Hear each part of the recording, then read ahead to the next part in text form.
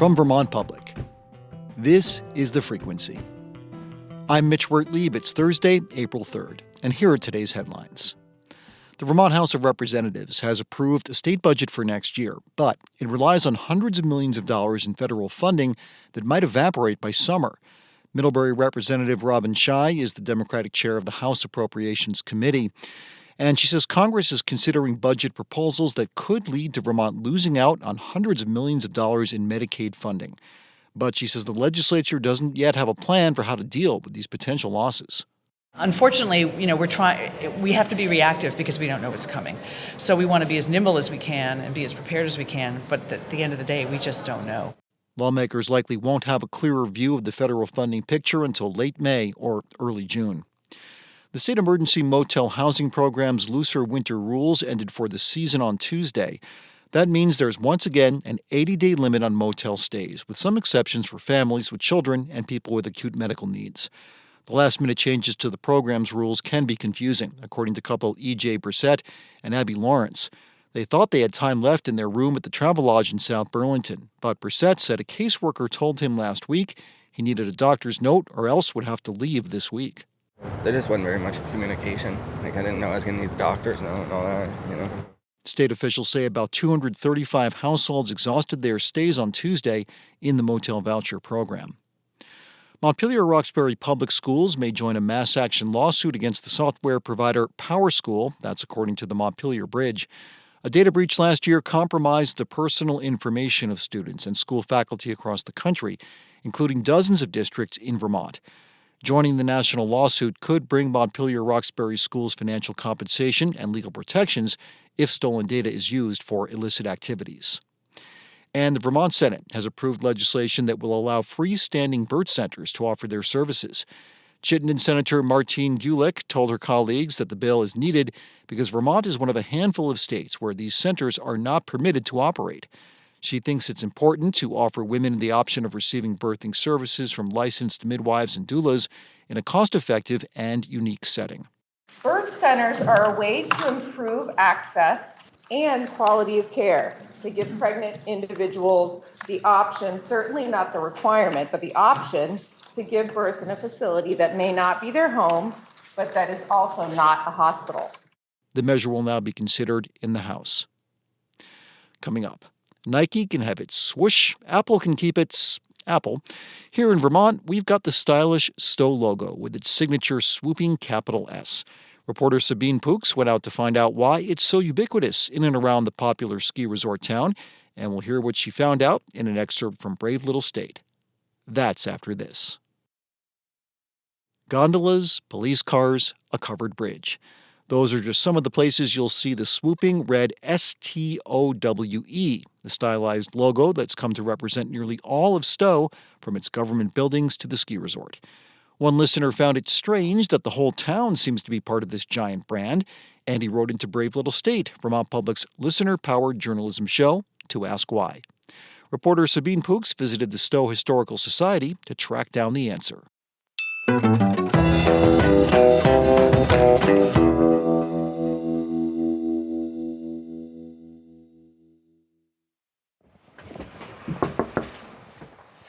Hi, how are you? Come on in.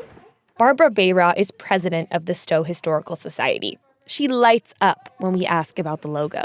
I just would like to express gratitude that you even inquired about it. Interesting. It's part of my being. Barbara has a soft spot for one of the logo's letters in particular. The first one, which starts in a flurry of snowflakes and swoops over the T. She knows it as the Flying S. What does the S mean to you? Energy. That is almost like a shush on unbroken snow. Yeah, and I guess maybe it's part of my youth. Is it nostalgic a little bit? Oh, yeah. Oh, for sure. Absolutely. I mean, I've been here more than 50 years. Barbara first came to Stowe in the 1960s. By that time, she says, the stylized Stowe logo was a few years old. She says the logo was designed by Sascha Mauer, a German-born artist who moved to the U.S. in the 1920s and designed posters for the railroads, the U.S. Army, and ski resorts around the country, all in his signature, colorful, attention-grabbing Art Deco style. Sascha reportedly visited Stowe and was friends with the resort president. And so with a little help from the resort and an ad agency in New York, he created that iconic STOWE, whose shape is thought to be modeled after a ski turn, cutting across the mountain. That's certainly the motion it evokes for Barbara. If you look at the top of it and you go around one part of a turn and you do another turn and then the flying snowflakes behind, that's there. Woo!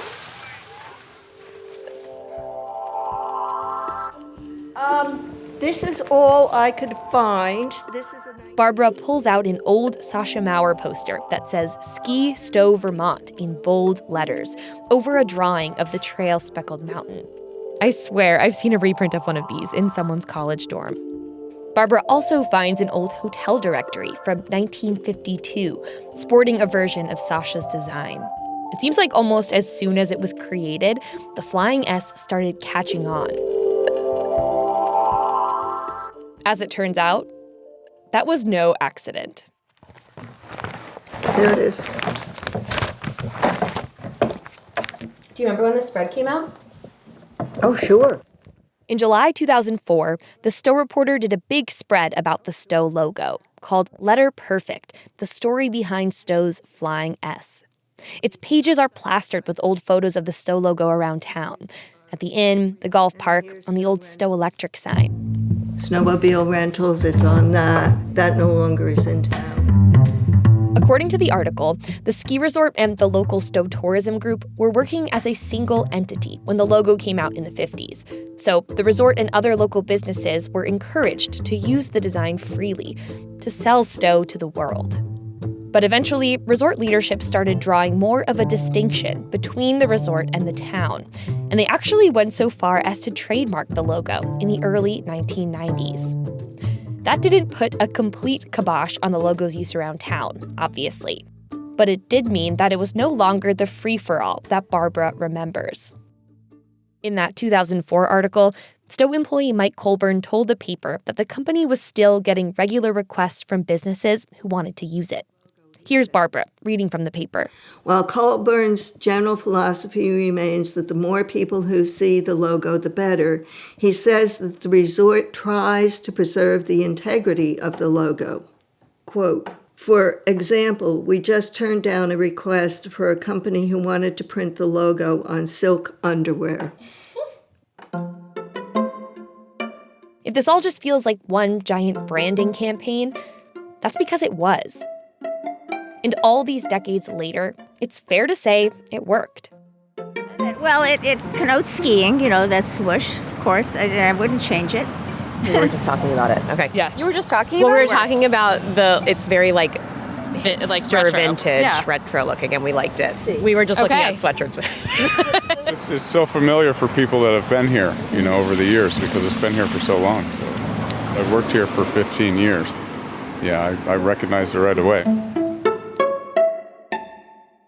75 years since the Flying S first swooshed onto the scene, it's just part of the landscape here, for locals and for visitors, too. For Vermont Public, I'm Sabine Pooks.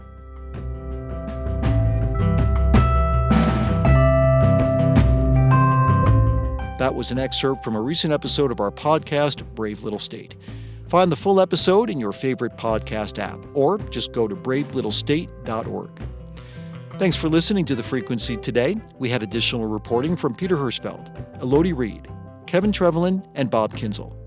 Our executive producer is Kevin Trevelyan, and our music is by Blue Dot Sessions. I'm Mitch Wertlieb. Talk to you tomorrow.